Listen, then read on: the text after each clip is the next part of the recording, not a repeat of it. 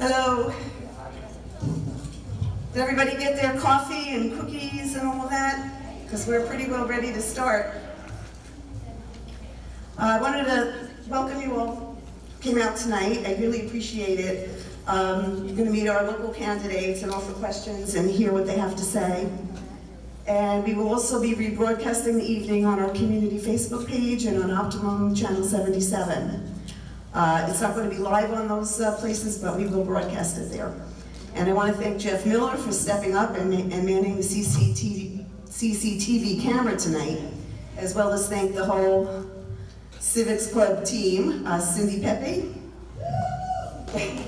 Charlotte Bryant, Sharon Weiler, and Bob Gill, who's not here tonight, but I always appreciate his continued support, and all the information that he gives us is just priceless, always. Those of you who are members of our club know that we are completely nonpartisan, and as such have invited all 6 candidates on the ballot for state senator and assembly to participate tonight. Unfortunately, 3 of the candidates, Senator Singer and Assemblyman Thomson and Kean, were not able to attend. We do have Dan Stinger. Hello, Dan. Dan is running for state senator. And we have Stephen Dobbins, give a wave, and Matthew Filosa. And both of them are running for state assembly. And they're all here to answer your questions and listen to your concerns. Just for background, senators like New Jersey's Cory Booker and Robert Menendez, they represent the entire state and work out of Washington, D.C.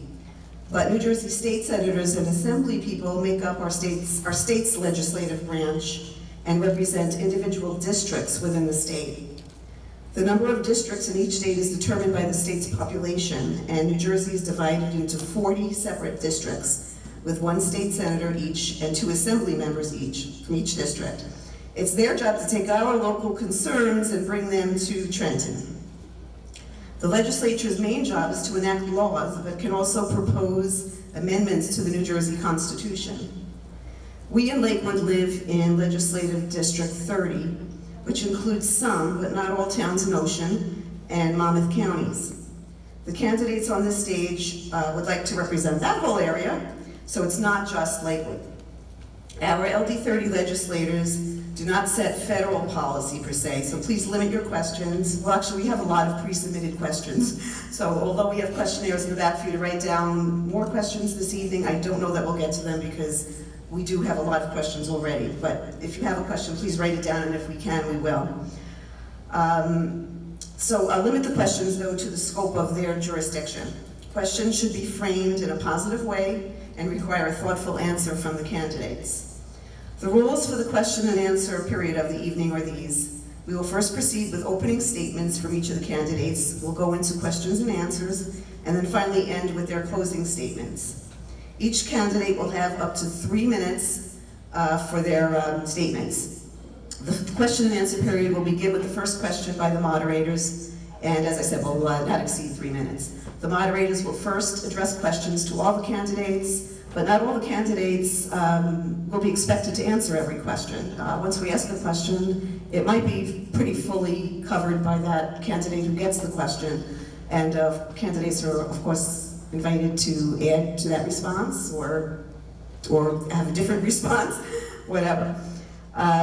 So the order of response for the first question, it'll start in alphabetical order by last name, and each subsequent question will rotate with the next candidate in line replying first. Questions to specific candidates, if any, will be addressed after. If another candidate is mentioned in a response, that candidate will have an opportunity to make a 2-minute rebuttal.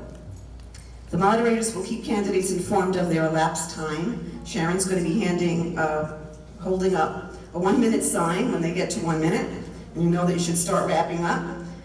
The moderators may prompt a follow-up discussion following the candidate's initial responses if we feel that it's necessary. Closing statements will follow, but again will not exceed 3 minutes for each candidate, and we'll begin with the candidate who opened last. The closing statements offer each candidate an opportunity to speak about themselves rather than to make charges or attacks that have not been previously raised. And there are rules for the audience as well. Just know that this forum is for informational purposes only, so that you know who the candidates are and what they stand for, and their views might not be your views. So please respect all our differences and refrain from interrupting or commenting from your seat. Any of that will not be appreciated and will be dealt with. But I hope that doesn't happen. Thank you. If you don't, please. So if you have any questions during the evening, as I said, write them down, raise your hand, and Cindy will collect them and give them to Charlotte, and we will get to them if we can. And with that, let's begin. We're going to have opening statements by Stephen Dobbins.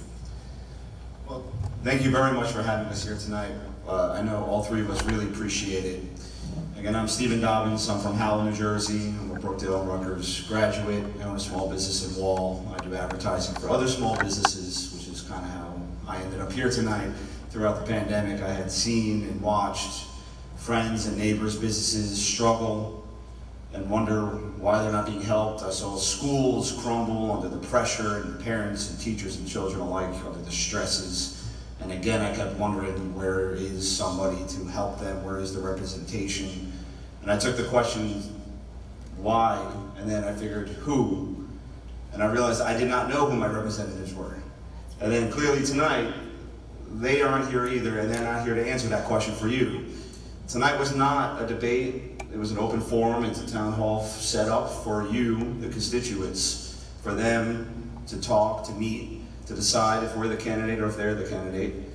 And I'm going to let my running mates talk a little bit more about our platform, but I'm frustrated that they have chosen not to be here tonight, and I think you should be as well. They decided that your opinion of them doesn't matter, and that they think they can just win regardless. And that's an upsetting fact, because they've been doing this for over 10 years. So while we might not know the issues per se, and we might struggle on a question because we're a little bit newer, and it might take us 24 hours and we'll get back to you on a question, they're not here at all. And any problem you have, they've been the candidate, they've been the person in charge for 10 years. So that means your issues have been on their watch for 10 years. We're asking for a chance here to change that. Thank you very much. Again, my name is Stephen Dobbins.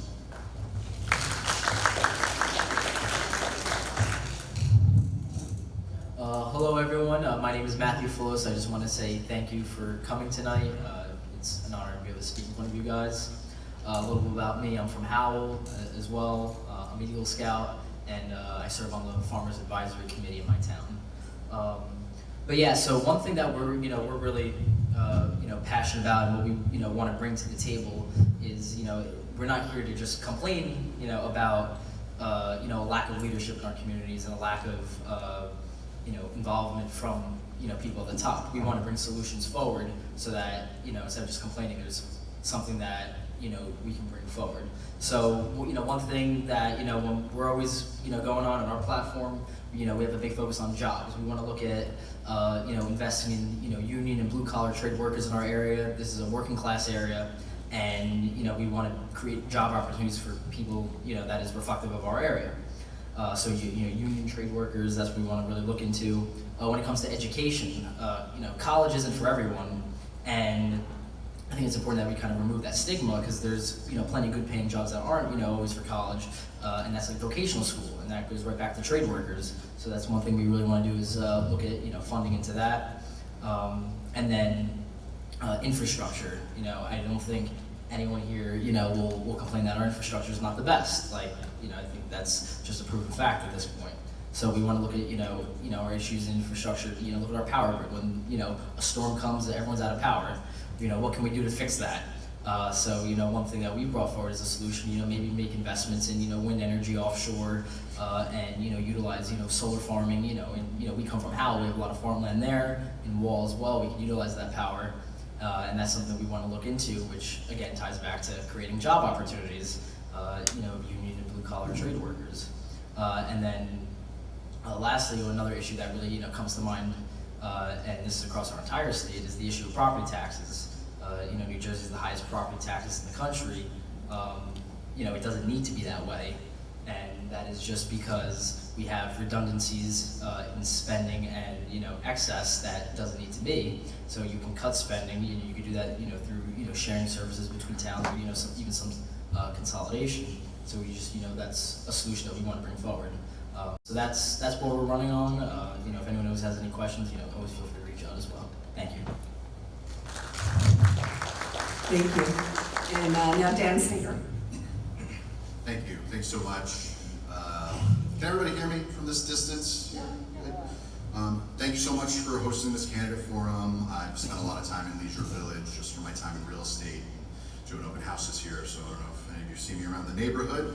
My name's Dan Stinger, and I'm running to represent our community in the New Jersey State Senate. I am a father to an amazing 1-year-old daughter, a husband to a beautiful wife. I'm a musician and a real estate professional, and I'm running for the legislature because I believe democracy in our state is in jeopardy. I'm tired of being misrepresented by career politicians who are out of touch with our communities. As our system of government in New Jersey exists today, it's extremely difficult for incumbents to lose re-election, and essentially impossible in a primary. And when incumbents cannot lose, there is no accountability. Our current representative in LD30, or current representatives in LD30 do not work for us. They work for the political party bosses and mega donors who care more about profits than they do about people. This is because of something that only exists in New Jersey. Have you ever noticed that every year when you vote in this state and all the candidates are stacked neatly, one above the other? This is referred to as the county line system. The county political organizations choose who is placed on that line during the primary, signifying that they've been endorsed by that county organization, putting any challengers at a significant disadvantage before any voters even had a say. I personally am determined to change this system in New Jersey, as my campaign is based on the foundation that everyone deserves a seat at the table, and that everyone should have the same rights and access to civic engagement. As your state senator, when making decisions, I intend to consider people over profits and our community over special interests. It is my firm belief that many of the problems we have can be linked directly to this county line system because, again, when incumbents cannot lose, there is no accountability. Average tenure in the New Jersey legislature is over 20 years. If we want our representatives to do anything about any of our concerns, the solution is simple: replace them. I'm a lifelong resident of my district. I graduated from Wall High School. I own a home in Howell where I'm raising my family. I also lived here in Lakewood for 2 years. In fact, I've lived in 9 of the 14 towns in LD30 at one point in time. I love our area in the state of New Jersey. I'm a product of the community that I seek to represent, and the opportunity to represent everyone here at the State House would be the greatest honor of my lifetime. Thank you so much. Thank you. We're going to proceed with our question and answer portion of the evening. And these questions are for all candidates, and we'll start with Stephen Dobbins with the first question. Stephen, according to New Jersey state rankings, Lakewood schools stand at number 305 out of 377 school districts in New Jersey, with only 21% of students at least proficient in math and 33% in reading. That's a really dismal statistic. Sufficient state funding for our public schools in Lakewood is a unique and growing situation. How do you see the formula for state aid changing so that the Lakewood public school students get the thorough education that was promised to them? This is going to sound a little obvious, but it being addressed is how we're going to change the formula. It actually being acknowledged as being an issue. The fact that a lot of residents here are paying into high property taxes, and I'm not sure how many people in this room have students going to these schools or paying for some of these amenities that they have. But again, we have representatives that choose not to acknowledge any of this. We can look to finding state funding. We can have these options. We can look to budgeting. We can look to ensure that people within this city have the opportunity to be paying for what they're here for, and to make sure that the schools are being held responsible for what they're supposed to be doing, which is educating. But again, it comes down to who is there and who is having the conversations. We have non-representation. They do not care. And I'm sorry to make it that simple and that blunt, but that is what it is. It has been this way for how long? You can say, well, what are the specifics? What are you going to do? well, we need to see it, and we need to make sure we can actually work on it before I can say anything other than that. And that means we need to get into office, all three of us. We cannot do it without we're in office. And that is the answer. Thank you. It is on you. It really is on you to make sure that gets changed so we can work on it. And that means voting. Thank you. Thank you. Matthew Filosa, would you like to add anything to that? Yeah, I'll just add, from, a little more of a policy, perspective on that. So yeah, so like, look at like just, the current, formula, for school funding in the state. It doesn't include, the private school population, when it comes to funding that, that comes down from the state. So just one thing to look at for that is maybe more funding for the school district overall is if they included, the private school population of students as well. Therefore, more money would be allocated to the public school system. So that's just one thing to look into that. But again, that, as Steven said, piggies back off of, the current people, they haven't changed it for the last 10 years, but we could do that right there. You just change the law through legislation on the formula from just, looking at, from the state perspective, it's just a little bit of they see it as only a little bit of people really go to Lakewood schools because they're looking at just the public school, but then you taking the account of the private, it's more. So because of that, if we change it, they'll be able to maybe bring more money to the public school system that way. Thank you. Dan?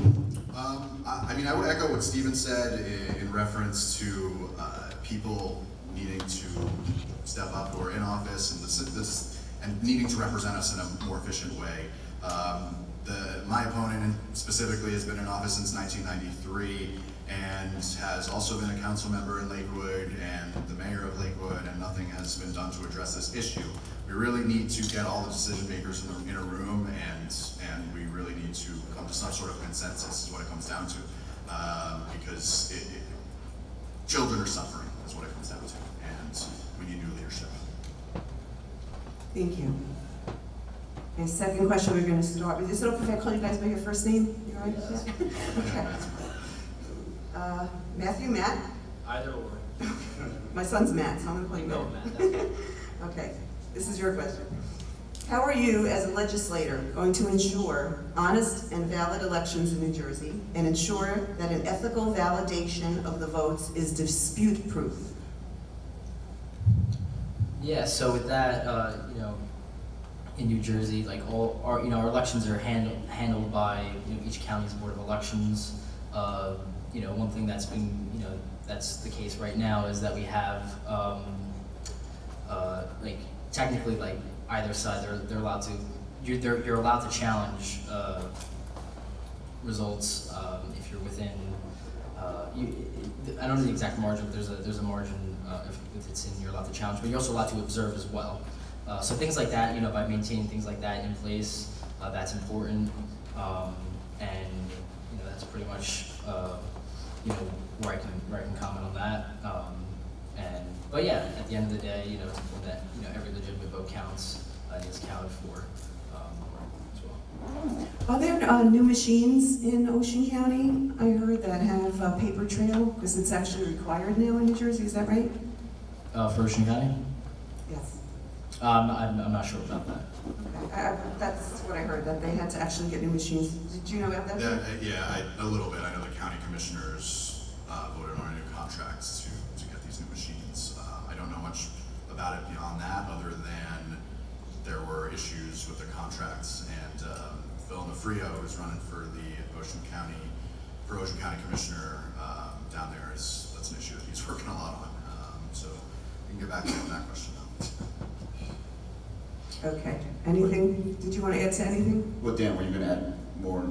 I was just going to say that we need to enable laws to allow local governments to choose more democratic voting systems. Personally, I am in favor of. And what I was saying before is, when incumbents can't lose, there's no accountability, and that affects the overall ballot as well and the overall integrity of our elections. When the people who are in charge of elections are also the people who are getting put on the boards and getting put into the decision-making spots for how the elections are going to be managed, that is a conflict of interest to me. So that is one thing that I think needs to be addressed in addition to some of the things that Matt said.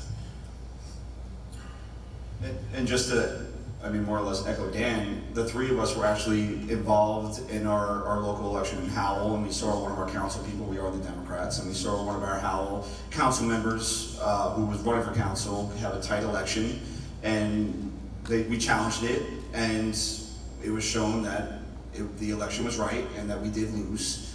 However, we did trust the system.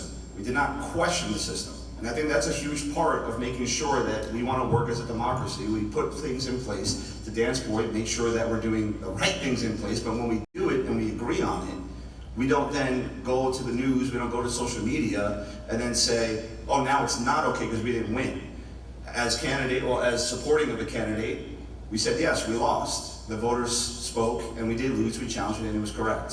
So I think that is important that we acknowledge that we uphold our democracy even in loss. And we will do that proudly because we're here to represent truthfully. Thank you. Okay, Dan, this is your question first. Can you talk about where New Jersey is on allowing communities like ours to become a kind of power generation station or a power generator, providing solar power and batteries to lower our costs? Can you repeat the question? I'm trying to make this clearer now.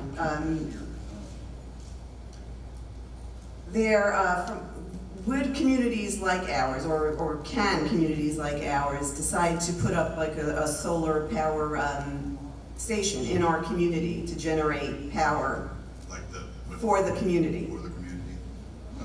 You guys might know more about that. I'm sorry, can you turn the mic? I can't, I'm not here. I don't know if I'm not Oh, hearing you didn't hear? Okay. Now I can hear you. Let me get in front of it. Okay. I think what the questioner wanted to know is if, I believe there is some kind of laws floating around somewhere that would allow a community to become, to put up their own solar panels, for instance, in a kind of farm, or to generate solar power and for the community itself. Sure. I mean, and that comes, a lot of times it comes down to the communities themselves. I mean, we have, your zoning and planning boards that have to decide our ordinances and whatnot. And that was talking on a little bit on what Matt was speaking on earlier, which is the people you put in, say, councils or the mayor, and they vote on what they're looking for within towns or what the people want in town. They get to decide who gets put on these boards. And a lot of times it becomes a party issue. So when you have one party saying that we want some of these things, which is part of our platform, that we want communities to have these solar farms, the pushback on us tends to be, well, we don't really want it, it doesn't have enough power. So it can happen. The issue is the wanting of it to happen, and the wanting of the people in power, or the people in place of power, to urge for it to happen. And I know I sound like a broken record here, but it's not happening, and it's not being offered or wanted. And that is why we're not seeing a lot, because it's happening in other parts of the state. We're seeing a lot of just building of wind turbines in like South Jersey, because they welcomed it because they're by the shore, similar to us, and they're having now thousands of jobs come in, like we were saying before, union-backed jobs, where it might not be built, placed, like wind turbines not be placed there, but they're building it for the rest of the country and the rest of the world. So their towns are making taxable money from it, and they're having jobs come in, they're having communities built off of it. So it wouldn't just be the power, which would be great, it's renewable, it's clean, but think about the amount of jobs it takes to maintain and build it. There's a lot of benefits to it. There's a reason you're not hearing about it or wanting it. It's your representatives. Okay, so you're saying basically that New Jersey is allowing these solar farms, but not really for community purposes, but for the rest of the... It's being talked about, like you were saying. I haven't seen it seriously pursued, though. Is it something that you guys would do? Yeah. It's something we've been urging, because in Howell and Wall, we have huge amounts of land that are either unused or going to scrupulous things like our 13th warehouse in Howell. And these are things that we've built our platform around, of urging for that. We tend to have a one-party dominated town that doesn't so often urge for these things. But that I guess I went the long way around your answer there, I'm sorry. That was really your question, but did you have anything? Yeah, well, I mean, when it comes to that specifically as it relates to homeowners associations, I think that homeowners associations should be empowered to make make that decision and to make that investment if they think that it's going to benefit their community, and the town should be able to empower associations within their community to be able to make those decisions, because it's only going to help the town. I manage a homeowners association in Long Branch actually, and we're working on something right now where they're working on doing something similar, not with solar actually, but with the internet and the cable providers that they have. They're looking to get something more internal, which is something that's possible. But my point is that homeowners associations should be empowered to make those choices.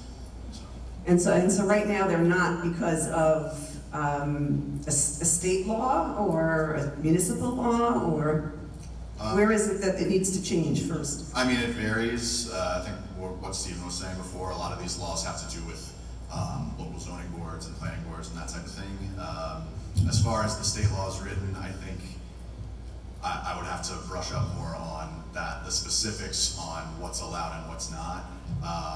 But at the end of the day, yeah, like I was saying, I think we're just advocate for making sure that homeowner associations are empowered. So, And just to end cap, and being presented, like, it's not being presented as a realistic option. It's not being talked about, like we talk about it, but we need to make sure that it's actually seen as a viable source and a thing that needs to be done. Okay, thank you. Does anybody else have anything to add on that one? Yeah, both. Good, okay. you got to remember that we're not in the legislature yet. We can learn about it as much as we possibly can and read the news just like everyone else. But our government officials, a lot of them kind of like it that way. They like that we're kind of kept down. We want to be more proactive about letting our community know about exactly what's going on. So this is part of the problem. We need our representatives to be more proactive about that. It shouldn't all fall on us, the constituents. Gotcha. Okay, this is for Stephen again. As you guys mentioned earlier, New Jersey has the highest property taxes in the nation. And fortunately for senior New Jersey homeowners, the state offers a tax freeze for those eligible by way of long-term residency and income. The application process can be difficult, though, for an older adult. Is there a way to combine the application process with the filing of our state income taxes each year, so that every eligible senior receives the benefit more easily? Also, the time frame for a senior to be eligible for this benefit is rather lengthy. It's 10 years. You have to be a resident of New Jersey for 10 years. What kind of legislation regarding the senior freeze would you be willing to sponsor and actively support to ensure these programs like that and rebates remain viable and make it easier for seniors to apply? I think one of the first things that we need to acknowledge is that, fortunately, we're living longer. And the term of senior is becoming long, much to my dad's chagrin, because he thinks 59, he can retire and he's a senior. But we need to, unfortunately, inform him he needs to work for another 10 years. But one of the things we need to do is first look at the system in place and understand where we're going as a society, understand where we're living, and looking at the population as a whole. Looking at the legislature itself, I think these are one of these things that we talk about this often, and Matt can definitely speak to this more than I can, is the red tape that we often see. And we're always, when we speak to other legislators, though, I'm sure everyone's here has heard it, that government works slowly, which these are lives we're talking about. We're talking about our own lives, everyone's here's lives. We don't believe anyone who moves here needs to show a stamp of approval that I've lived here for a decent amount of time before getting any sort of state benefit. That's not the point of coming to New Jersey. And we're seeing a lot more and more people moving out of New Jersey for things like this. And it's affecting us in negative ways. So we need to make sure that when we have issues like this presented to us, that we're doing all we can, we're looking at every option, which we will do. And we do not believe that there should be any sort of tenure time that allows for any sort of benefit to you. Yeah, just to piggyback off of what he was saying is, when you look at something like this, or just pretty much anything in general, when it comes to government, is that whatever it is currently doesn't always have to be that way. It can change. I think that's one of the good things about government and policy in general. But one thing, and he said, we don't need to have this 10-year residency thing. We can can change that, and what the legislator would do is they'd have to change the state tax code, which is totally within their power to do that. So, that's not like something that, is that, crazy difficult. It would, it's something that, through legislation can be done. It's possible. So you look at, something like changing the tenure for that, and just you could streamline the tax code in general. Look at where the redundancies are and any excess bureaucracy. You can cut that out to make these things work more effectively. Thank you. Yeah? I don't have much to add to that. Okay. Next question is for Matt. And the pandemic highlighted the necessity and growing use of technology for information, making appointments, and other necessary daily activities. For those in nursing homes, though, technology meant the difference between seeing friends and relatives and isolation. Is there a program that may be put into place? And some of these questions are really like ideas in the frames of questions, so write them down and remember them. Is there a program that can be put in place, maybe in conjunction with a major technology company to offset cost, to ensure every room has an iPad-like device to provide daily visual contact for socialization purposes and for health professionals to check in? Yeah, no, you bring up an excellent point. And I think one thing that we've all experienced with the last year and a half, the internet's been around for quite some time now, but this pandemic showed us that internet's not just a commodity, like it's a utility that people need to live now.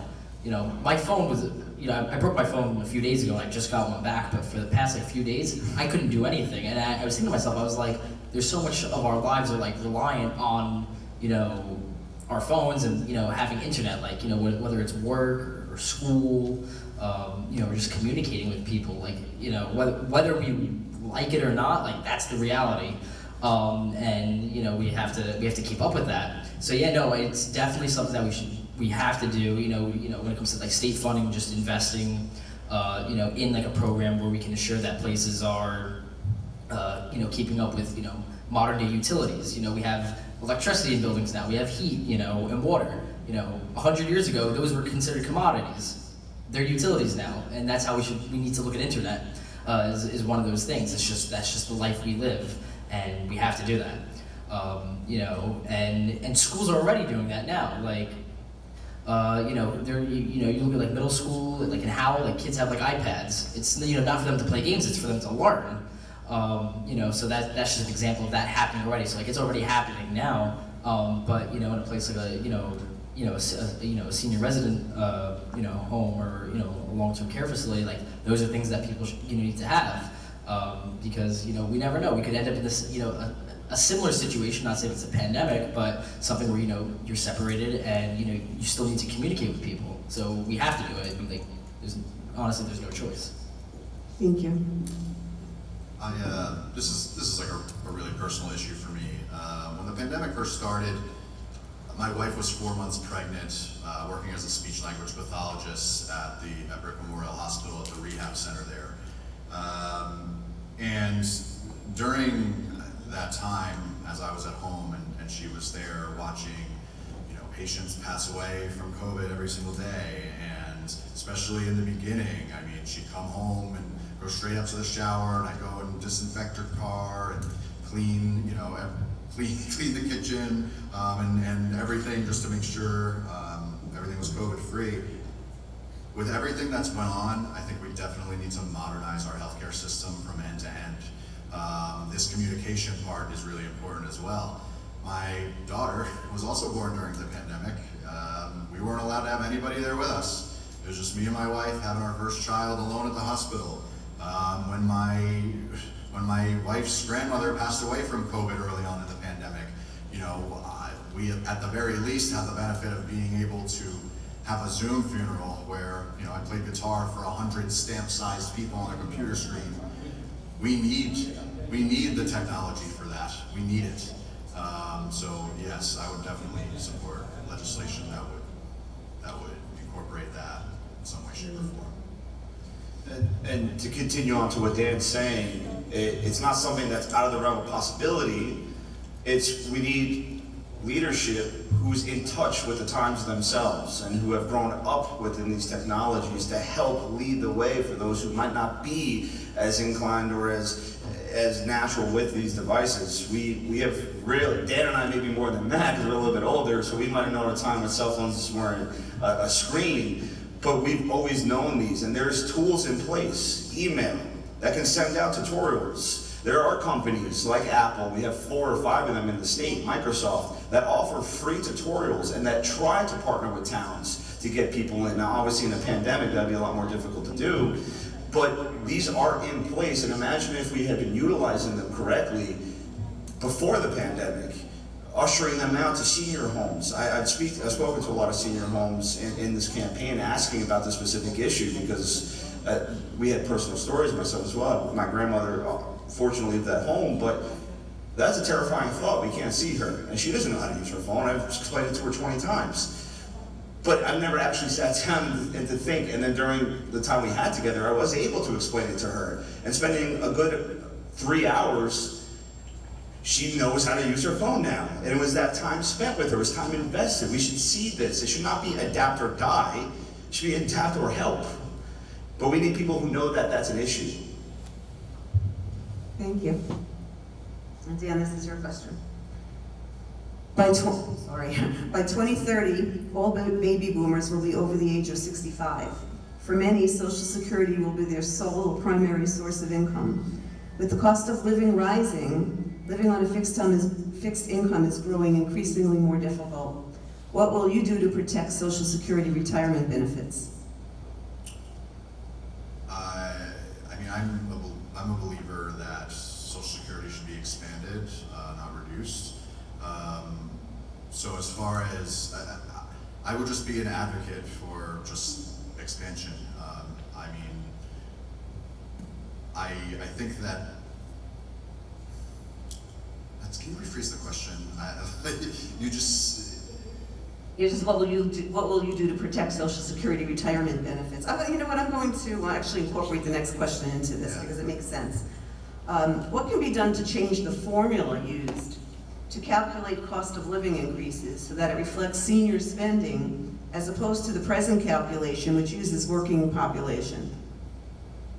Say that one more time, please. There's a formula that's used to how working people spend their money, basically, and that's what they use to figure out the cost of living increases for Social Security, instead of a formula that goes by what seniors spend money on. Sure. And of course, the health portion of that goes way up. Right. So we spend money differently, but yet that's not how our cost of living raises are figured out. So what can be done to change that formula so it reflects reality? Sure. One thing about, in my opinion, as far as changing the formula per se, one thing that I've advocated for, along with some others in the party, have been ending yearly tax assessments, which would basically, every time that there's a yearly property tax assessment, especially over the last 20, 30 years, people know every year the property taxes has pretty much went up. Fixing this issue and making that a little less frequent would definitely, help with that, because it wouldn't, increase the amount of money that's going to be taken away from Social Security. So I don't know. I think, and to Dan's point, I think a major thing we need to look at, which should not be a Democrat or Republican issue, is the living wage. And when we started Social Security, and when we used it, and when we made it, we were not making what we were making, and we have not made it over time. And what we're making now is non-equivalent. And I was talking about earlier, retail jobs, second jobs for a lot of people, even their first job, a small business owner like myself. These are not relative working wages. We need to make sure that our living expenses, with everything rising, especially now post-pandemic, you look at any industry, timber, food, materials. I was just working on a floor. I wasn't doing the manual labor, I was recording it, but the floors, all these materials are more expensive, so that means you just wanting to do something is more expensive. But I don't think the wages are matching that. which means the amount of money that we can put into Social Security is not matching that, along with the amount of people working. So I don't think it's so much just the formula, but also everything that's around it that we need to make sure we're focusing on, which goes right back to our platform, which is vocational programs for jobs, good paying, potentially union-backed jobs. And we need to make sure that when the generation comes in, they're not making $12 an hour. They're not making $11 an hour. They're making more so we can put more into the program so that way, not just seniors, we're hopefully going to get old too. And we want to make sure that program's there for us and our generation and generations to follow. Do you have anything to add to that, Matt? Yeah, I'll just look at one I guess policy aspect that you can kind of throw into there, and I think this might help. Just because obviously the cost of living in the city is very high, also has the highest property taxes. But one policy solution that can quasi help with that, and I think might be a very beneficial thing. And this has been done already in some towns. Sometimes if you're a resident of a town, they'll give you a card, and if you spend money at local businesses in that town, they basically, it's like you almost get a little deduction off your property taxes. So it's like you're saving your property taxes. You're paying less in property taxes because you're supporting businesses in your community. Long Branch actually does that right now, and so by doing something like that is by spending at your local businesses, you're pouring more money into that, which is going to pay more workers, which is creating more jobs, which then goes back to Social Security. More people to be able to pay into that. So that's right there. But then also too, you look at the cost of living in the state for you, because you're paying less in property taxes now. You're able to save a little bit because you were spending within your local community. So everything's tied together, and when we look at things like that, those are sometimes ways we can just save things a little bit, or just take from here and there. That's just something that we really need to look into, and from the state level, what we can do is kind of create encouragement of towns to take up things like that as well. Thank you. Stephen, this is yours again. Most older adults are on Medicare and pay high premiums for supplemental plans and prescription coverage. What could be done to lower the premiums and drug costs, and do you support expanding Medicare to include dental, hearing, and vision? As someone who's going through this with my father right now on what's considered a cosmetic issue, which is teeth implants, and seeing the loans and everything that has to go through with this, I think it's looking at the companies that were being optioned and looking into the regulation of these industries and making sure that there are more options. There's not even at times payment plans for dental. These are things that we look at as not even a privilege. It's almost a benefit to some and not to others. And we need to make sure that when we, as a state and as state legislatures, are looking at what options we have for our citizens, are these all that there are? I know we're dealing with this in many places. Cable's one of them, and it seems that we just pass on the buck to the next Congress or the next Senate and the next House, and we don't ever stop and actually try to fix anything. It's something that we know we want to look at and we know we want to work on, and we're going to be committed to doing it. Thank you. Yeah, no, and definitely I fully support expansion of the Medicare that at least we can do in the state, since it's has a state and federal role, but from the state side we definitely need to, because just at the end of the day, it's one of those things that if you need a health procedure, you shouldn't go broke over it. That's one of those things. I was thinking, if you need, especially with dental and vision, some things are, when it comes out, they're out of your control. What if, you damaged your eye, doing something, now you have to go, and you have to get that taken care of, but then you shouldn't go broke over it. That's not right. So we definitely need to expand it, and that's how I see it. So. Dan? I think it's ridiculous that we are one of the only countries in the world that doesn't allow for negotiating prices with drug companies. That's just one thing that totally needs to be addressed and fixed. I mean, I am a proponent of a universal system that would provide healthcare to every American and every person in New Jersey. There are state systems that do this already, and have been very successful, such as Massachusetts. So I mean, that's really what I believe is a universal system. Thank you. Matt, this one's yours. Many caregivers are in their 60s taking care of 80 or 90-year-old parents. They may be working full-time, taking care of their own families, or dealing with their own health issues. What caregiver support programs would you propose to help so that everyone is taken care of adequately? No, definitely. Caregivers. It's a very, very tough job, and definitely, from the state level,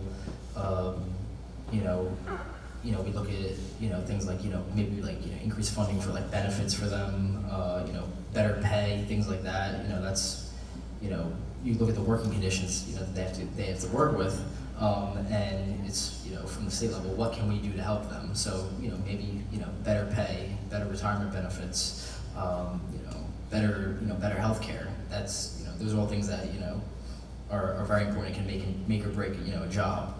So that's what the state can do. Okay, you know what, I'm going to incorporate the next question into this because it really does relate. There's a significant home health aide shortage. So what can be done to make this a more attractive career path? I think you just said a few of those things. And can family members in New Jersey be paid to serve as caregivers for their loved ones under state programs with the compensation adequate enough so that it is a viable option? Yeah, and I think that definitely ties back to we spoke, on a different issue, when we looked at vocational schools for union and trade workers. We could do the same exact thing, but with caregivers as well.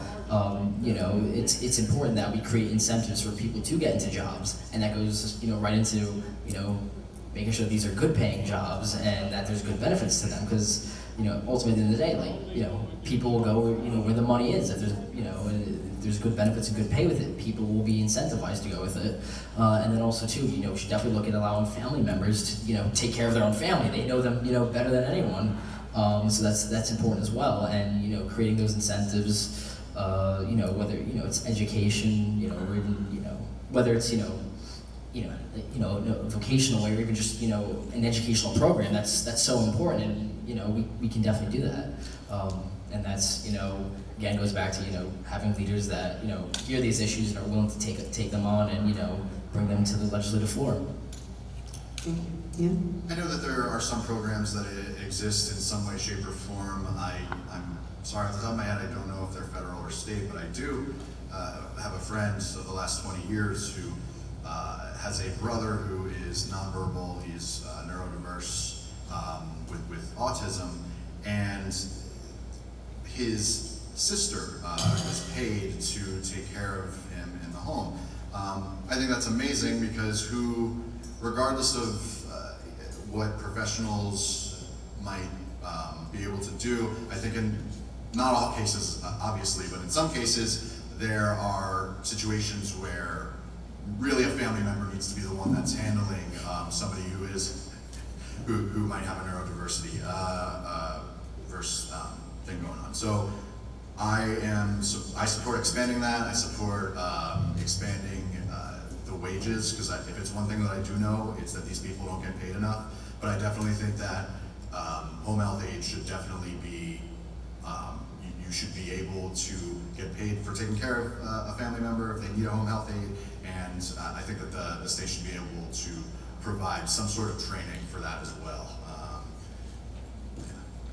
Thank you. And on the other extreme, if it's someone who's living within the home but they might not be as mobile or whatnot, speaking specifically to our district and our towns, we need to also look at potential of allocation within budgets, and this is of course within a conversation to have with our towns, but we have senior centers that sometimes have buses available, that have food deposits available, and looking to utilize what's within the towns to help out, especially if the 60-year-old is someone who's working and has their own children and whatnot. We can utilize these already in place programs that can take a parent to the doctor when they can't, or make sure just to check up on them for a phone call or any questions they might have. So there are things already in place that we can try to use better, and when we represent, we definitely will. Do you have anything to add to that, Matt? You're good? Okay, Dan. During the pandemic, a lot of emergency programs were put into place and funded so that life could continue in spite of the restrictions that COVID put on employment and the economy in general. The list for these special programs, like Meals on Wheels, grew exponentially. What happens when the emergency funds stop? What would you put in place on the state level to keep the programs going for those who count on them?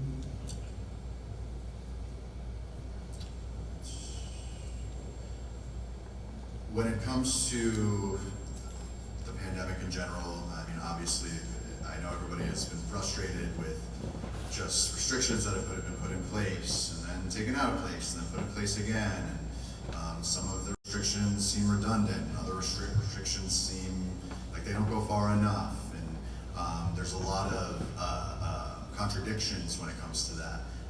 And I think that that is also happening. We need to look at what programs to take away first, and we need to phase them out over time. We need to just not cut them off. So I would really advocate to Governor Murphy, assuming he is still our governor, that to tell him, like, look, like, some of these programs need really to continue or to be phased out, and to try and get his muster support from him as well, because I know that he at least agrees with that part of it. We might disagree with what should remain in place and what shouldn't, but that's the thing. I mean, it all shouldn't just be cut off all at once. As a state, we don't necessarily have the best track history when it comes to funding programs. Sandy specifically, people are still just seeing some money back to them to hopefully help them, and that's just something that has been on my mind and has been an issue, because we're seeing food deprivation in areas like Point Pleasant, which I don't think many people even know about. 300 people are displaced with not having the ability to access food. They're within our own district. That's our district that we're trying to represent. So to what Dan's saying, it's acknowledging and finding and making sure we're documenting correctly, and not letting 12 years go by before anyone sees any sort of support, or at the last second decide, now you don't have it. We need to make sure that we know who and what and where, and then we need to make sure that we have a plan in place and actually figure out a plan, which we can do once elected. Thank you. Matt, anything?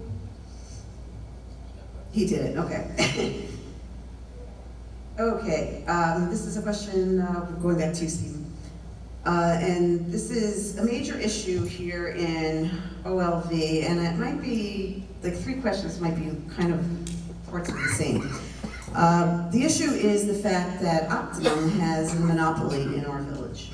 It's the only company that provides semi-reliable internet service, as fiber optic companies refuse to invest in the necessary infrastructure without first securing 100% resident subscription. Wi-Fi and cable costs comprise a large percent of our monthly expenses in a community where Social Security, as I've said a few times already, is the sole source of income. There are Assembly and House resolutions which would allow underserved communities to create their own broadband service. So this is kind of going back to that solar issue as well. It's passed the House and is in committee in the Senate, I believe. Where does it go from here, and what would you do to support this becoming law? This is a 1,000% a representative issue.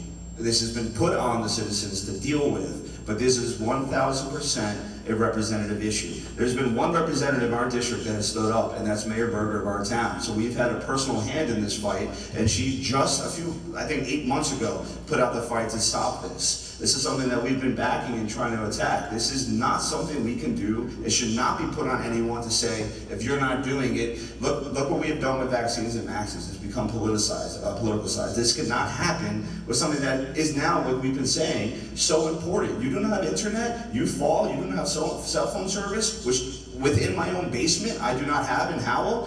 What happens? That's life-threatening. Power goes out when the wind blows, and we have a monopoly on our power. And you have to question why, for so long.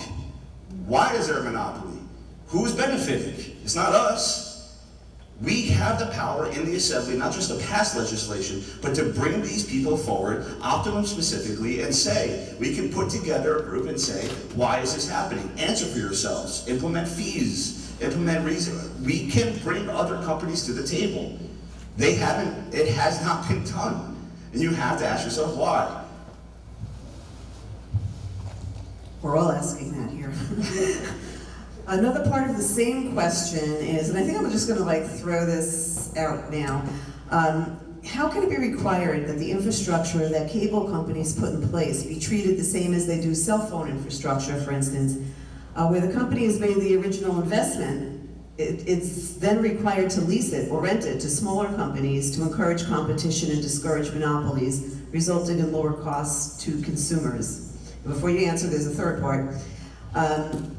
Can it be considered that when cable companies offer deals to new customers, that they also be required to offer those same deals to existing companies? I mean, it seems kind of crazy that you're a loyal customer for 25 years, but yet a newcomer is getting a $20 deal and you're paying $200. That doesn't seem to make sense. I just met, is very eager to answer this question as well, but I just want to say we do this in other industries.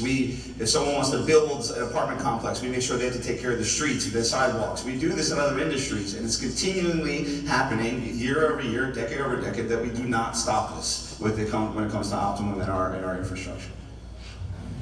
Yeah, so just to, kind of piggyback off what he's been saying is that, this is an issue that, for too long has not been addressed by, powers that be right now in our area, and it's a shame. As I mentioned earlier, internet is a utility that people need for work, for school, for communication, and so you look at something like a cable deal, in our area, if you're trying to get a cable deal, companies can't be like, oh, well, I'm going to charge you this, but I'm going to charge you that.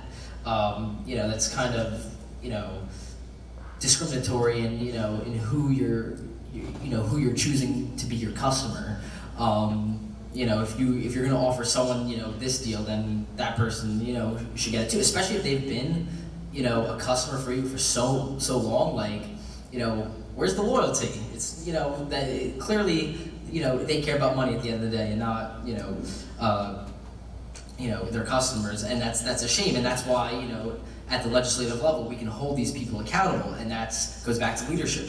Why aren't the current people keeping these people accountable? They're not. And yeah, when it comes to if they're gonna put something in and for 20 years they own it, but they have to maintain it. You have to keep up with the times, and again at the legislative level we can create regulations that they have to keep up with, otherwise they can face penalties. But again, we need leadership that will actually make rules like this and hold them accountable, and that's the only way it changes. Otherwise, we'll be in the same cycle, election after election, and wondering why hasn't the issue changed? At least we forget multiple towns, Howell, have come together despite being not necessarily the same party to address this issue at the local level. Where are the representatives answering these local issues? Anything to add to that, Dan? What I would say about this overall is there's 80,000 people in New Jersey without access to wired connection, capable of 25 Mbps download speeds. Additionally, there's 177,000 people who have access to only one wired internet service provider.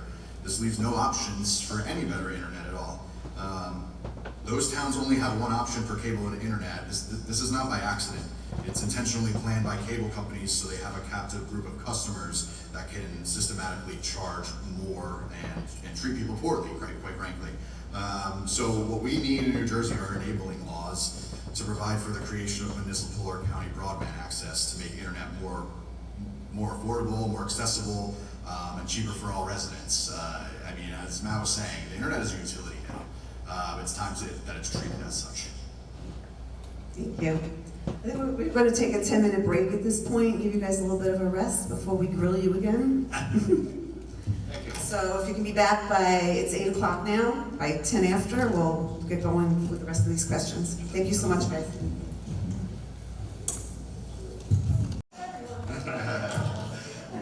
They might filter back. We got cookies. We tried to pick out good cookies. And smiles. Yes. Okay, Matt, we're up to you.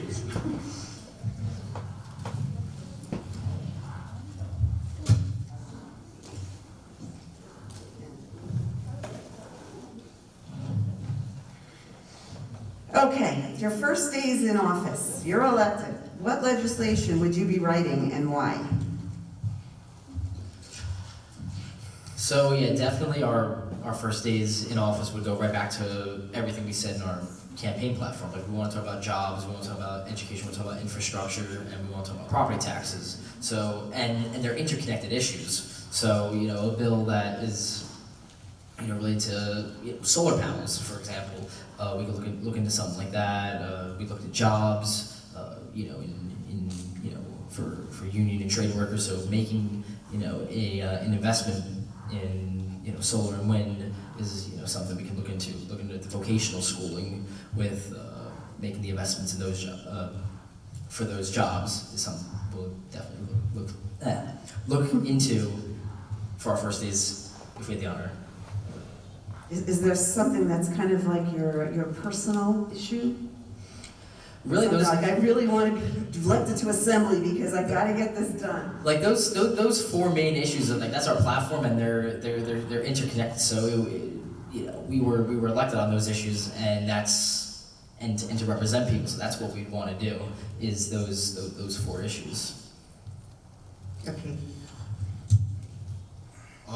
I definitely have some things that I would want to, you know, draw up legislation for rather quickly.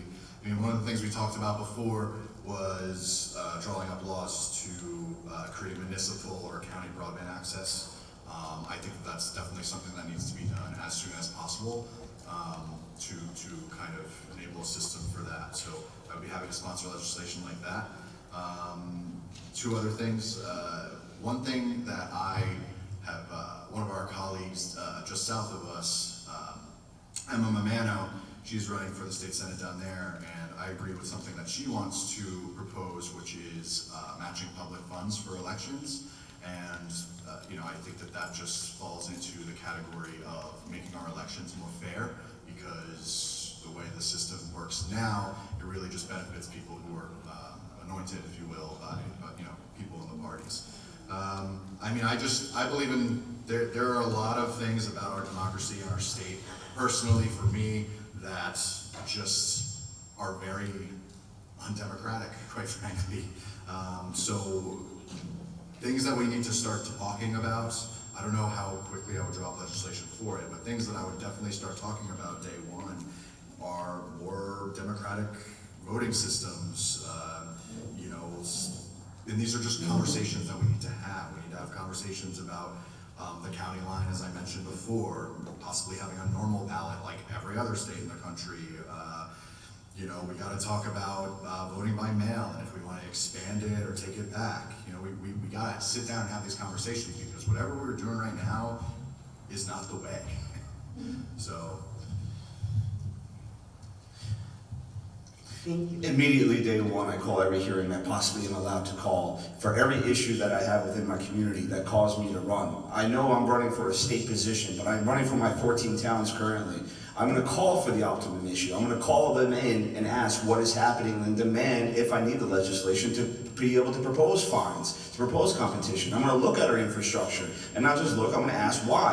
Why are these things happening, and then enforce the things we need to happen. We need to upgrade our systems. There's no reason we're going through what we're going through in 2020. We are in the 21st century.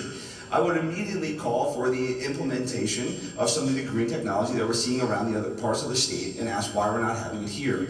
I would immediately look to our education system, stripping away any sort of stigma of vocational programs, looking to see if we can have any funding put in place that would allow for more opportunities, and looking into upgrading our vocational programs themselves. We need to make sure that we have future-ready jobs. If we saw anything from this pandemic, is that there is an ebb and flow, and this has happened throughout history. Jobs come and then new industries go. Where are the new industries? Where are the influence within we are the Jersey Shore. Why are other towns around us thriving and we are not? that comes down to the representation that has the influence to allow that to come here. It's happening in Long Branch and Asbury. Why not here? Why not our towns? That's the first thing I do day one. Thank you. Hey Dan, what can be done on a state level about the heavy traffic in Lakewood? And somebody's question was specifically about widening Route 9. About widening Route 9? Yes. That's, But you can just address traffic in general as well. yeah, I mean, a lot of that, as we were saying before, kind of has to do with just generally improving our infrastructure and updating, updating certain things and roads that haven't been updated in forever. Especially in Lakewood, that is definitely a problem. I mean, there's multiple places like New Hampshire Ave that lacks sidewalks, even though people walk down that street by the dozens every single day. We need to really focus on that and investing in our infrastructure more. That's what I'd say. Thank you. Stephen? I feel like, again, I'm a broken record. We need to address the issues that continually are being ignored. Our opponents have one billboard up right at the start of Lakewood. That's not a coincidence. We need to ask ourselves why. They do not believe that there's anything that we can do to potentially overthrow, as we see it, their domain over this district.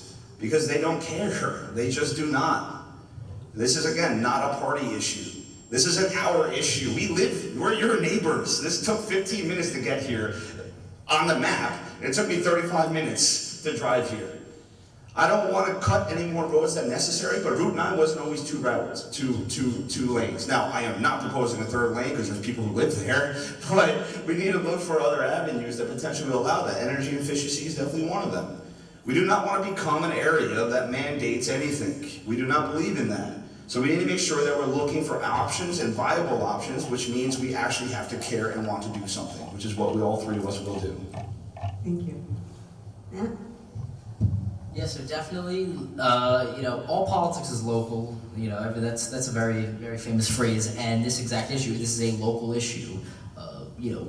We're from Howell. Route 9 runs right through our town too, and I can sure as hell tell you, the traffic in our area is not good either. And in Lakewood, it's really bad. Just driving through, and it should be a political issue. It's traffic. But it is, unfortunately, and it goes back to, as Stephen said, the issue has not been addressed, and the people in power are not looking to fix the issue. But yeah, definitely, what we can do is, increase state funding for Route 9 in this area. It's a federal state road. Get funding for this road to make the infrastructure investments that are needed for it, and not just Route 9, but roads around it. Because even if Route 9 can't sustain the current population, which is growing in the area, and Lakewood now being the 6th largest city in the state, we need to ensure that our roads are able to sustain that population. So look at not just Route 9, but the roads around it too. And that goes back to leadership. What have they done to address the issue? They've been around for at least 10 years, and the population has been growing since then, and and the infrastructure has not been keeping up with the population, but it needs to stop. It's not a coincidence that the moment the districts changed, an assemblyman was, at the time, Senator Kean left Asbury to come here. Immediately, Asbury became what it was and became what it is, along with the other towns in his district. And now our district is starting to look like what his was. It's not a coincidence. Thank you. Stephen, you stay at the mic, this is your question. You touched upon this a little bit, Dan. Partisanship and donor money seems to be holding the state and our country hostage, no matter which party is in office. What do you think can be done to remedy this so that the benefit to New Jersey residents is prioritized over party loyalty and lobbyists? I missed the first part, sorry. Is it partisanship and donor money seems to be holding the state and our country hostage, no matter which party is in office. What do you think can be done to remedy this so that the benefit to New Jersey residents is prioritized over party loyalty and lobbyists? So I'm missing part of it, but I get the gist. That is not just a Jersey issue, of course, we're seeing it across the country. Matt and I and Dan have worked very hard to not exclude ourselves from anyone. We have been diligently door knocking, seeking out officials of every party and asking what can we do better. It takes leadership, and that is what it comes down to. Dan has suggested great things we can do at the legislative level, and those things need to be done, but I think it does come down to a personal level, and it comes down to also a voter base not voting along party lines, researching their candidates, making sure that we know elections are coming up, not hiding elections, and actually reaching across the aisle. It's weird to say aisle in like our towns because especially a mayor could be their neighbor to a council person, or a state assembly person could live down the block from my office, and we're gonna have to see each other at Wawa. Like, we are neighbors. These are our issues. But so often, as Dan had mentioned, money comes from other places. That needs to be stopped. But I really think it does come down to a personal level. We need candidates like ourselves, and we need people like yourselves to care at this level and make sure we put the right people in place. Thank you. Matt?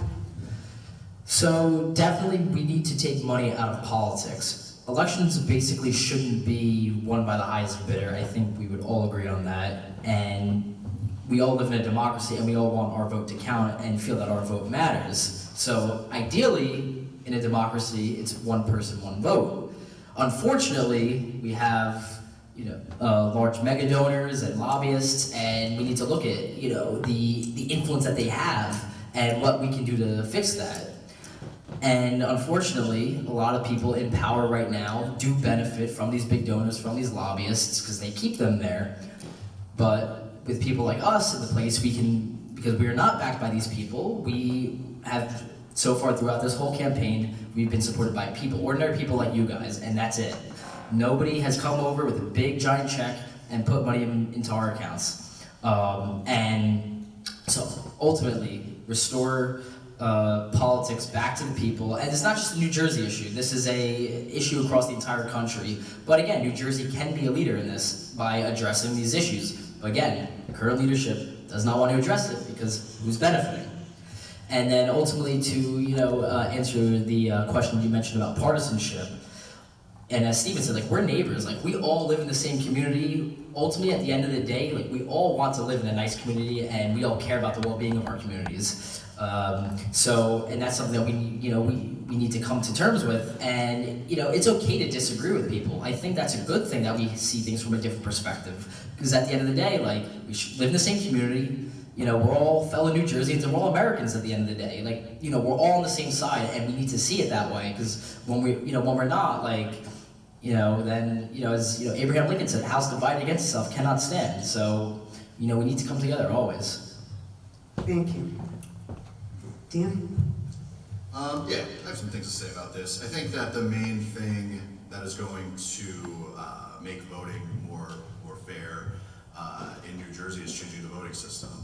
I mentioned before, we got to start talking about things like abolishing the county line system. This is a personal view of mine. I think that it creates cronyism in Trenton. It allows for certain people in all areas of government and in all political parties to have much more power than any other person in their positions across any other state really has. Really, in New Jersey, and I've been saying this for a while, it's a lot less about red versus blue, and a lot more about career politicians versus everybody else here. I think that our career politicians who have become complacent and who have been kind of just sitting around and enjoying their seat, like our opponents, my opponent in particular, who was in the assembly in the 80s, joined the state senate, it's 93, who's been in office since before either of the three of us sitting here were born.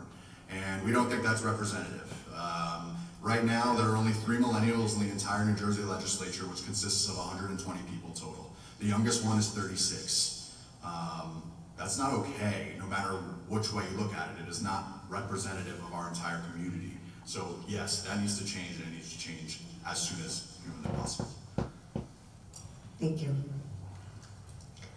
Matt, our current LD30 lawmakers all voted no on a bill which establishes a minimum direct care staff to resident ratio in nursing homes. How would you have voted and why? And discuss your views on nursing home oversight, please.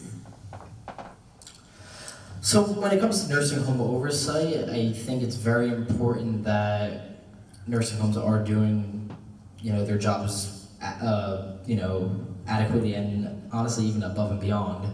It's one of those things that, because they're taking care of people, that, there definitely needs to be oversight on that. To vote no against a ratio, like, I guess you have to look at, specifically like, how many workers are taking care of patients. So, like, because ultimately at the end of the day, you want to deliver quality to these patients. So, whatever the number is, it might not always need to be a ratio thing. If X amount of workers are able to take care of X amount of patients, then and adequately do it, and the job is above and beyond, and care is being delivered, then that's okay. We don't always need to necessarily have a cookie cutter approach to things. Again, I don't have the full text of the legislation to say whether I would vote yes or no on it, but that is my view on it. They voted no to healthcare jobs and providing jobs to healthcare workers, providing for people. That's ultimately what happened, and we do not support anything along those lines. Those are state jobs that go to people that need it, and they took that away. Thank you. Dan? I would have voted for it, and I'd like to share some stats with you that I prepared. New Jersey metrics on elder abuse and rights, this is according to Wallet Hub. New Jersey is 48th in elder abuse, gross neglect, and exploitation complaints. We're 21st in total expenditures on elder abuse prevention, 38th on total long-term care ombudsman program funding, 32nd in the number of elder care organizations and services, 38th in financial elderly abuse laws, and 51st worst overall according to all 16 metrics. New Jersey spends the least amount of money on elder abuse prevention, on legal assistance development, and on long-term ombudsman program funding. We have a lack of elder abuse forensic centers and elder abuse working groups. We need better funding and increased frequency of investigations for nursing homes and senior living communities in general. So if we're going to be doing that, we need to give them the tools that they need to succeed, and part of that includes giving them the staff that they need based off of how many people are there. Whether that is through per diem workers. I was saying before, my wife works at the rehab in Brick, and what she does now is she kind of switched to per diem, where she kind of works on a more flexible schedule, and it works for her, which was a great option, because a lot of our healthcare workers just across the board are suffering right now just with their mental health, their well-being, and it's sickening for me. So to vote against anything that is against giving our healthcare workers the tools that they need to fight against this pandemic, that I just think it's totally ridiculous that anyone would vote against something like that. So. Thank you. Did you want to add anything to what you already said, Steve? They took away jobs, and they ruined people's potentially ruined people's lives. Thank you. Hey, Dan, in an effort to contrast those candidates who were not able to be here tonight, I'm going to read off a list of issues that our incumbent assemblymen are united in support of or resistant to, according to their answers on a political courage test. The President State Senator did not take the test, so this list is not meant to be all-inclusive. Just some key issues on which they both agree, and all three of you might not. Take notes, because the list is a little long, and you can tell us, all of you, where you differ and why. Okay? Yep. So both Assembly people voted against anything but minimum regulation of private companies. What was that? I'm sorry. They voted against anything except minimum regulation of private companies, against the legalization of recreational marijuana. They did not support a minimum wage increase in New Jersey, nor paid family leave. They did not support automatic voter registration. They do support teachers being allowed to bring guns into the classroom. They support state funding of charter schools and support capital punishment. So you can take any part of that or all of that as you see important. All right, so they support guns in schools. What came after that? Let's see. They support state funding of charter schools and support capital punishment.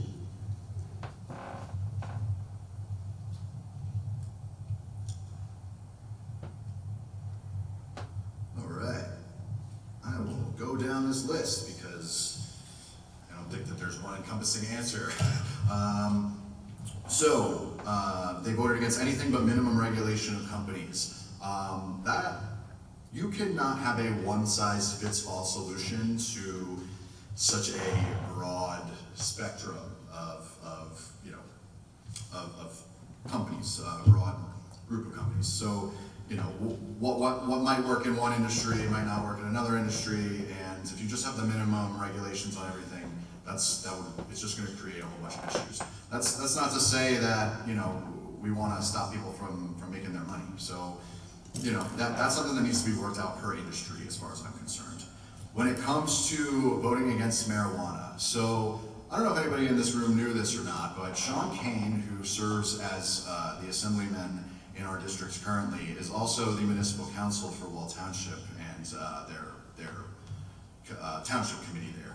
I had visited a committee meeting that they had where they were discussing banning the sales of weed, marijuana, if you will, in Wall Township. I went there to speak out against that move because where they voted against marijuana, then Wall Township went and they actually, Assemblyman Kean and Assemblyman Thomson voted against marijuana. Then the state referendum passed and we, had it legalized. Then Wall Township tried to ban it again, even though over 60% of the residents voted for it. They tried to ban the sales of it in their town. And I went to the committee meeting to speak out against that, and because I believed it was undemocratic. And what Assemblyman Kean told me is that this was the power that was given to the legislature, so I don't understand why it's not democratic, which to me is totally absurd. Basically what he said to me was, this is what we're allowed to do, so that's how it is, which is totally ridiculous. So there's that. To have no minimum wage, I mean, that's ridiculous, and that's settled law already anyway. Our minimum wage is going to be $15 within the next couple of years. The no family leave, that type of stuff, I would have voted for that. Had there been no family leave when my wife and I had, when she had to leave the hospital, I don't know what I would have done. That's very personal for me.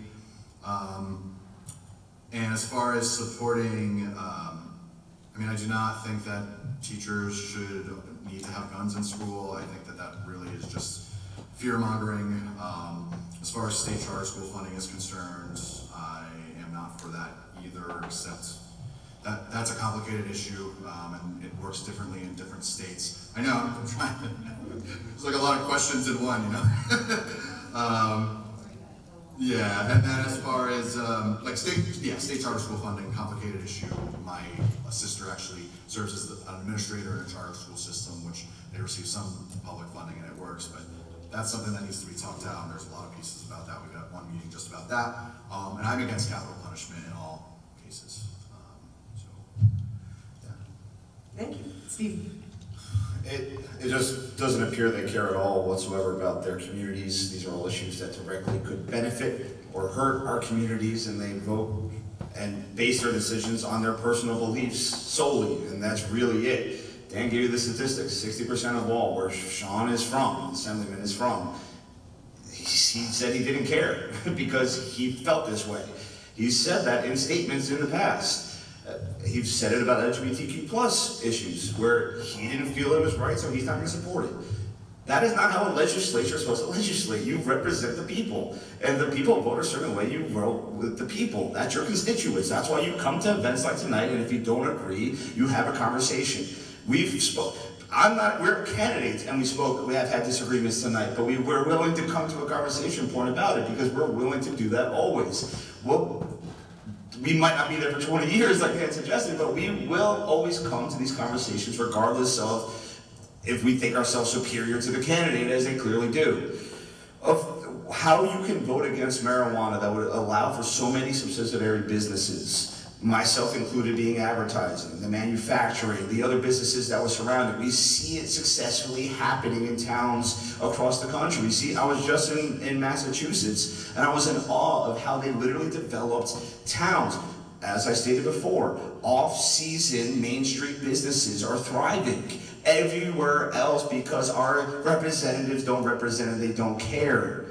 Of course they want guns in school. It goes along their party line. We don't believe in party lines. We believe in the issues that represent our towns. Some of our towns have an amazing relationship with our police because they care enough to have the chief of police work in tandem with the council and the mayor and make sure that we have an agenda that we're trying to push that helps the schools and everywhere else in representation within the police structure of understanding what a policeman does and where they're helping families in towns. An example of this, for instance, is when in Howell, sometimes police may not be driving around. They might just sit in the school parking lot to show that we back up our schools and we support our schools. Just the signaling of that shows to children that these are people that support me. They're not my enemy. That is a huge step away from teachers walking around with guns. Thank you. We went, I don't know, I'm having an issue hearing, so I kind of missed some of it. Family leave, that makes no sense to me other than, like I said, they don't care. My general consensus you can understand here is they're not listening, they're voting personal. We're here, we're listening, and we vote for you.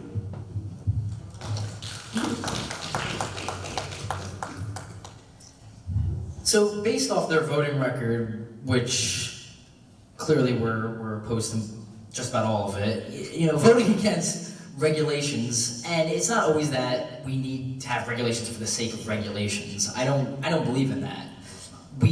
Regulations exist because problems have happened in the first place, and there's a famous quote: "If men were angels, no government would be necessary." Why do we have government? It's because sometimes people do not act in the best interest, of other people. They act in their own self-interest. And so that's why we have rules and regulations in place. I don't believe in regulations for the sake of regulations. Nobody likes rules, but people create problems so that rules have to be put in place. So them voting against that is just basically they're allowing people to take advantage of other people ultimately at the end of the day, and that goes to show that they don't care. And that's people in our community that they're allowing private businesses or whatever to take advantage of. Voting against marijuana, and again, not everyone agrees with the issue of marijuana, but in the state, and if you look at every town, majority of towns, there's about 60% vote statewide.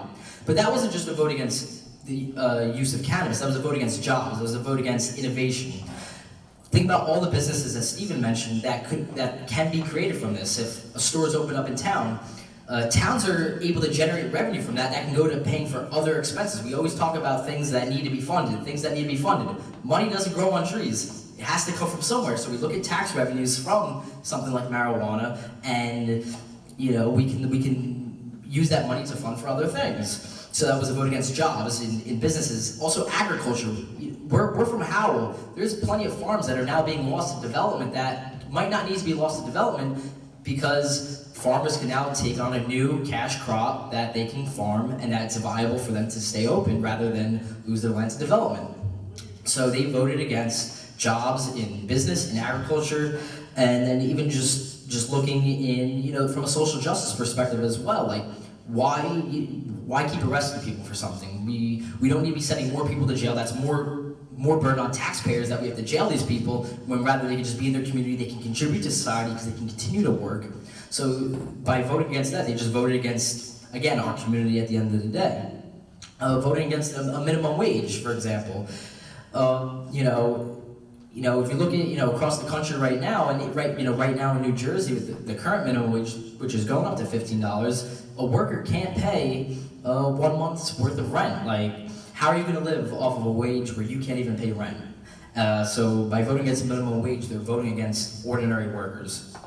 Looking at teachers to be able to bring guns in schools. Like, teachers are teachers. They're not, let them teach. They're not supposed to be trained marksmen. We have police officers for a reason who are trained professionals that is their job, is to protect the community. If there's a threat in a school, and again, we both come from Howell, and as Stephen mentioned, there are police officers assigned to every school that sit in the parking lots. So if there's a police officer needed, they are able to address the situation, and a police officer would be much more effective at addressing an active shooter than a teacher.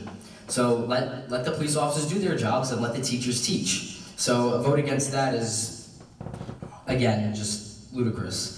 Looking at capital punishment, this is a moral issue. At the end of the day, is the state justified in killing someone? That's a moral and ethical question that honestly doesn't exist in most of the rest of the developed world, and it doesn't exist in New Jersey anymore either. But that being said, but also from a perspective like with the death penalty too, it's sometimes it's the way people sit on death row for like 20 plus years, and again, that's more money people are paying to jail these people, and then even the costs of execution are ridiculous. So again, but by supporting capital punishment, it's unethical. State funding for charter schools. Again, we need to be supporting our public school systems. Ultimately, at the end of the day, there's nothing wrong with private schools, but ultimately, our state funding for schools should be going to our public schools. Voting against family leave.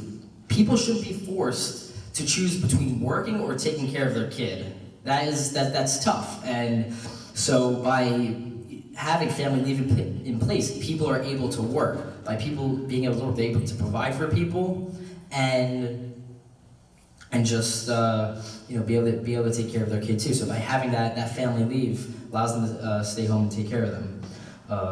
So that's where I stand. And again, clearly this goes to show that they're voting for their own ideological purposes and not for the well-being of our communities. And that goes to show the current leadership that we do have right now. Thank you, man. If I could just acknowledge one last thing in reference to capital punishment, and just acknowledge the fact that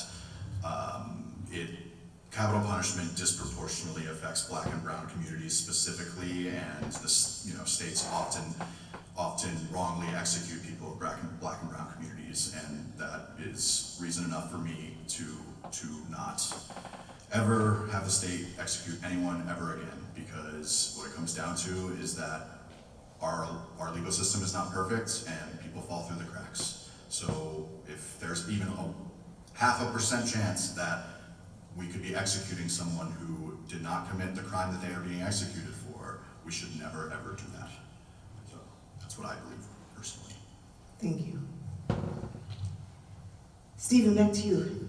The mail-in ballot for the November 2021 election shows expanded voting options, including voting by mail, voting in person on election day at their assigned polling locations, and the newly early in-person voting option at designated polling locations. Many states have passed or will be voting on restricting voting laws. Would you pass or defeat bills which would restrict voting? Yes, no, why? If voting is always called the most important thing an American can do, how would we or why would we do anything to restrict that? If that is our number one duty as Americans, and that's the biggest thing we can do to voice our opinion as Americans in this democracy, how would we do anything or why do anything to try to do anything to restrict that, other than we don't want certain people voting and we don't want certain people in office? It makes no sense why we should ever restrict voting to one day. This falls back to antiquated thinking and older minds in power who are happy with where they are. They might be using their seat of power for some other benefits to themselves, which is not illegal, it's unethical, but it is what it is because we keep voting them in, and they don't want to leave.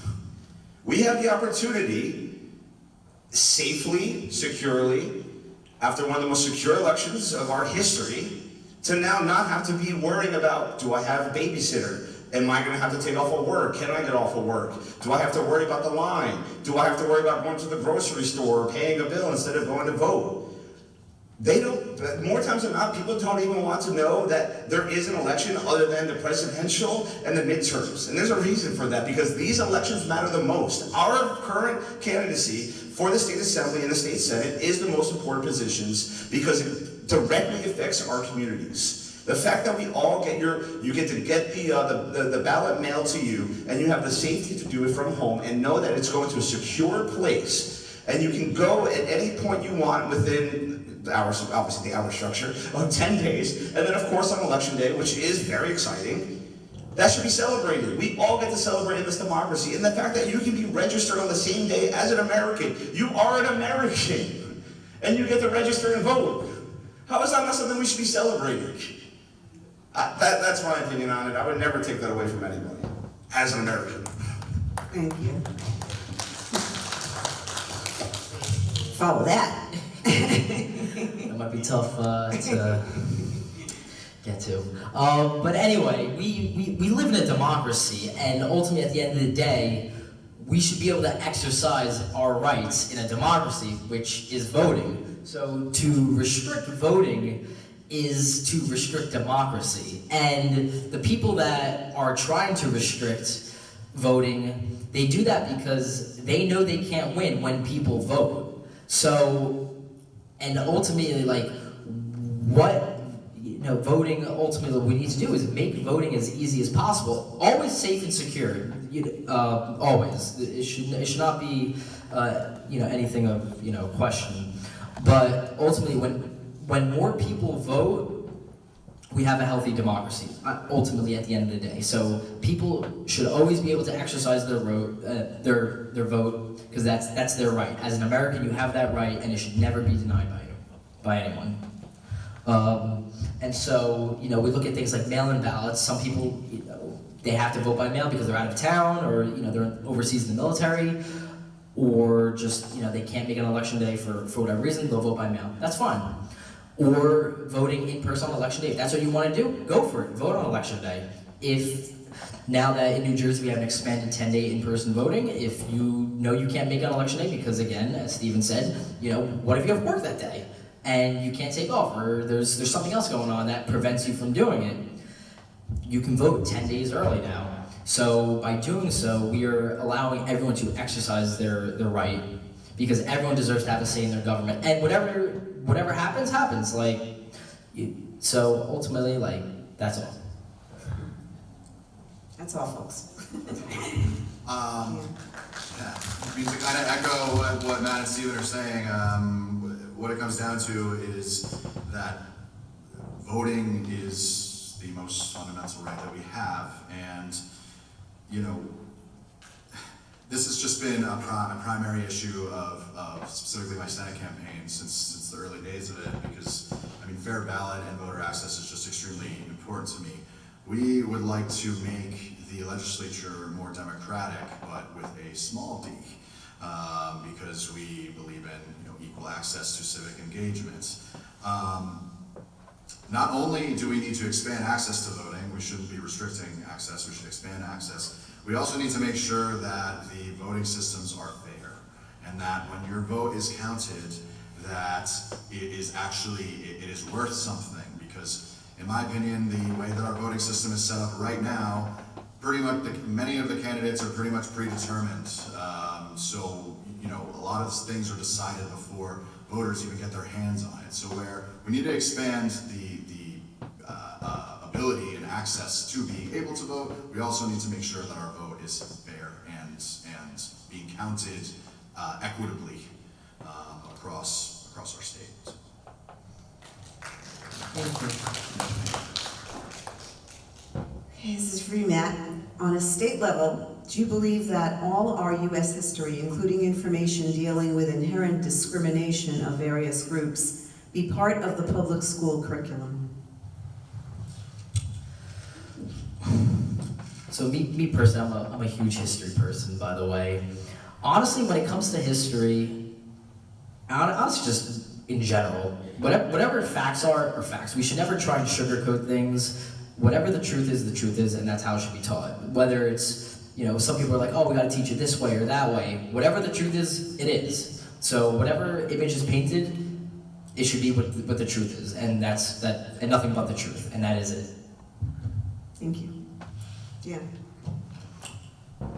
I have news for many people in this room who think that, this is like a huge debate. It really already is taught and has been taught in many ways, shapes, and forms throughout. I mean, slavery was bad.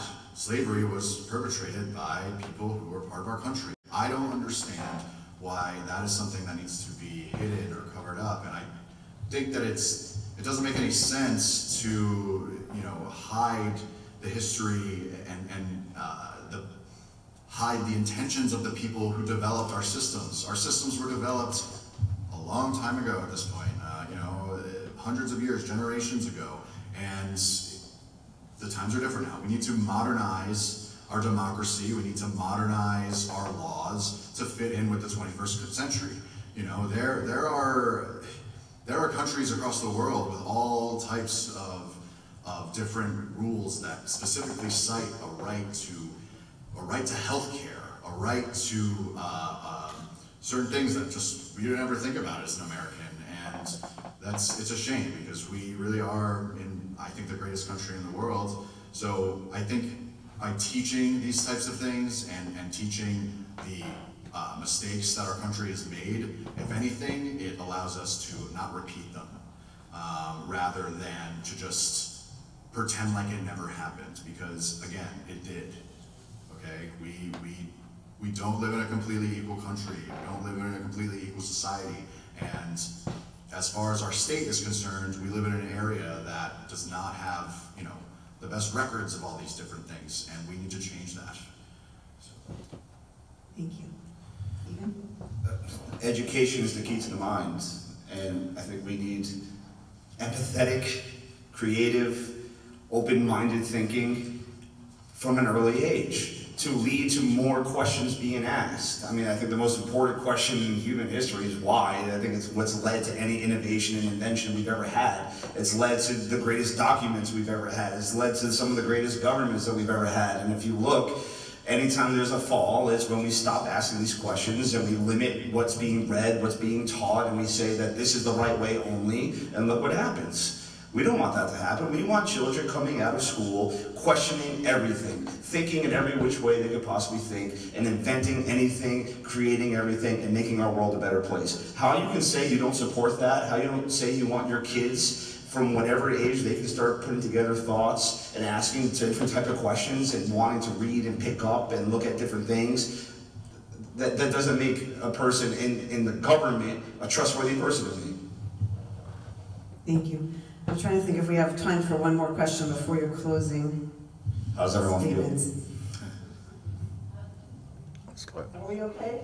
Stay for one more question? Sure. Okay. All right.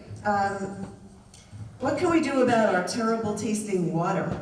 And what has been done to determine its safety? What's the question? I'm sorry, this is Dan. Another time, please. You say that, repeat that. What can we do about our terrible tasting water, and what has been done to determine its safety? So, Dan, if you want, I unfairly know about this only because I have a good friend who works for the water department. Okay. So taking away the taste, there's a real issue with our piping, our antiquated piping that does not get looked at, and when I heard how many of our pipes were over 60 years old that had iron or not. An increase of, not iron, oh my goodness, I'm sorry, copper, yes. And then going into our showers, into our pores, into water, and the not always filtered systems that are sold at our local stores. That is a dangerous issue that is happening within our communities. We need testing set up. For some reason, our district specifically always is left behind and we're always catching up. It's either when it's a disaster or it's something along the lines of too many people have died and now we should look at it. We need to invest in ourselves, and that's what the three of us are going to do. Thank you. Okay, I think we're going to start with our closing statements now. Dan, you're up. Thank you, everyone, for sticking around the whole time. Thank you, Lori. Thank you, everybody, for I think that when it comes to local and state politics, kind of what I was saying before, there's not a red or a blue way to fix a pothole, okay?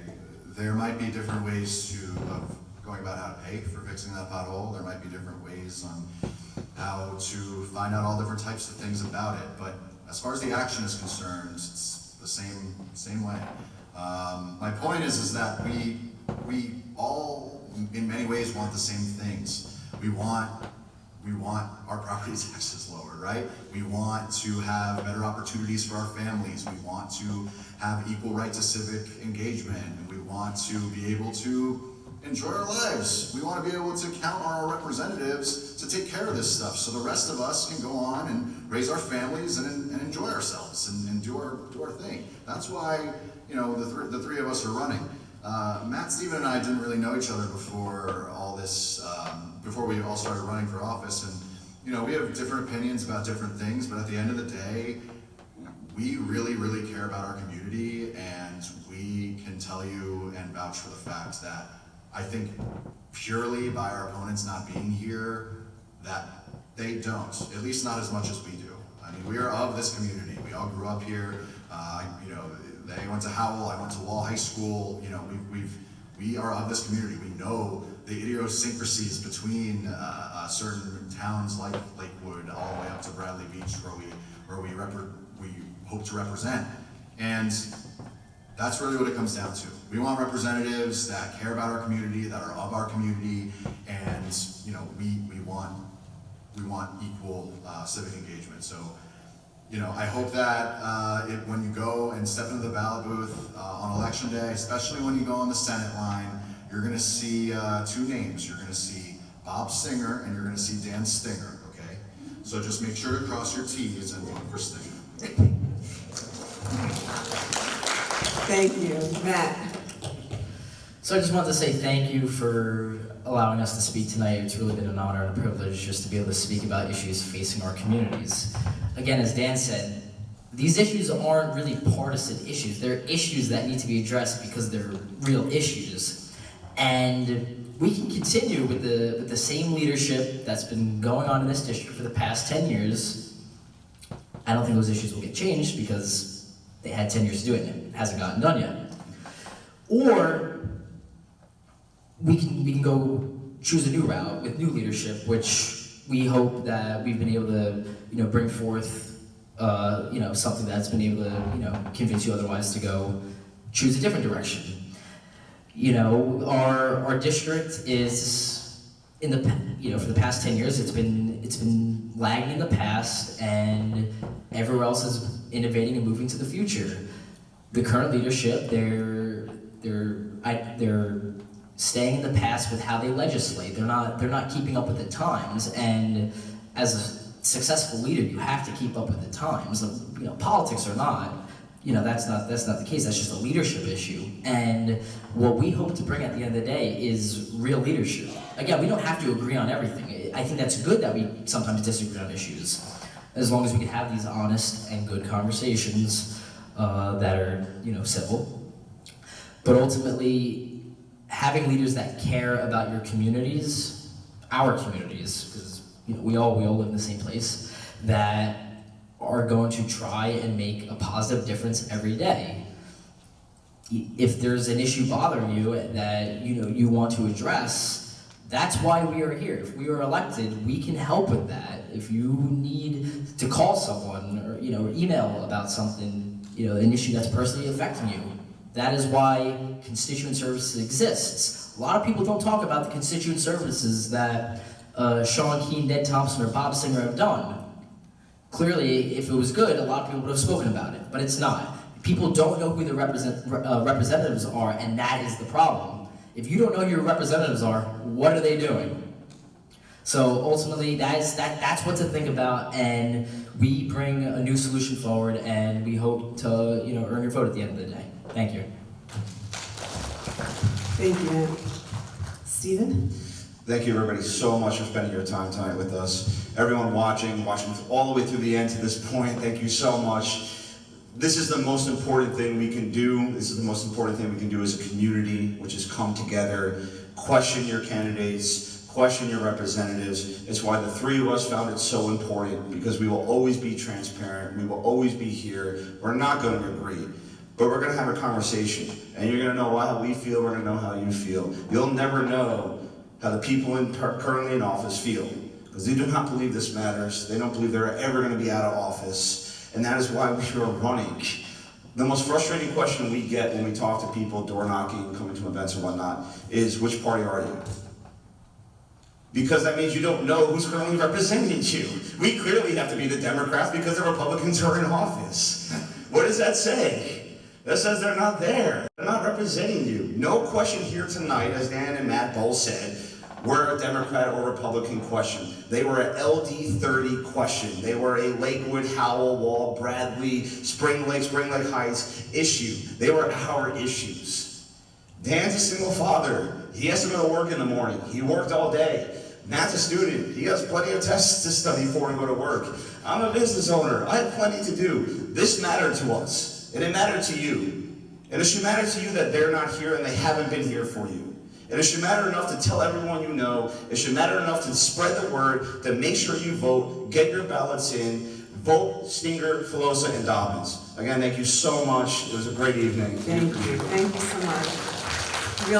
We really appreciate you guys coming here and speaking to us tonight. And seniors make up over 1/4 of eligible voters in Ocean County, and we vote. So you really helped us here tonight to make some informed decisions about those votes.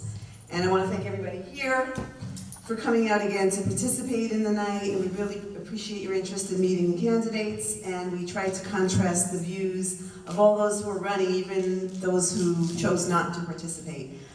We hope you all found it valuable. All candidates had a chance to submit campaign literature, and you can find that from those who responded on the resource table in the back.